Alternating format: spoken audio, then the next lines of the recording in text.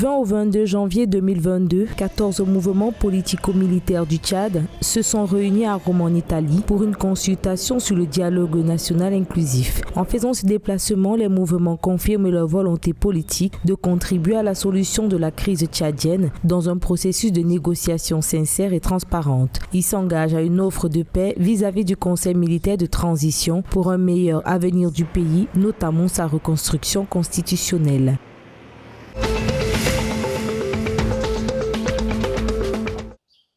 La République démocratique du Congo et le Canada veulent renforcer leur diplomatie parlementaire. Le Canada promet d'accompagner le gouvernement congolais dans plusieurs domaines, notamment la lutte contre le réchauffement climatique et dans le développement du secteur de l'enseignement supérieur et universitaire. Les autorités gouvernementales des deux pays se sont accordées sur la possibilité des recherches et d'échanges scientifiques entre les universités.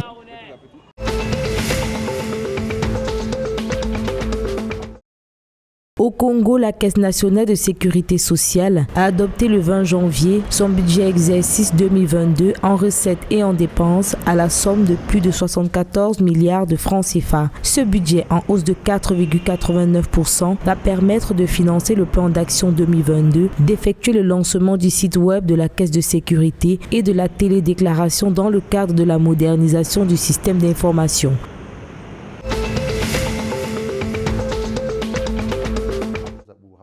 Le Gabon se dote d'une cargaison de 6 tonnes de rails pour réhabiliter 50 km de voies ferrées. Cette cargaison de rails permettra d'améliorer la portance de la voie très sollicitée. Pour le gouvernement gabonais, cet apport consiste à remplacer d'anciennes traverses en bois par de nouvelles en béton. Pour rappel, les travaux de réhabilitation du Transgabonais ont débuté depuis 2015.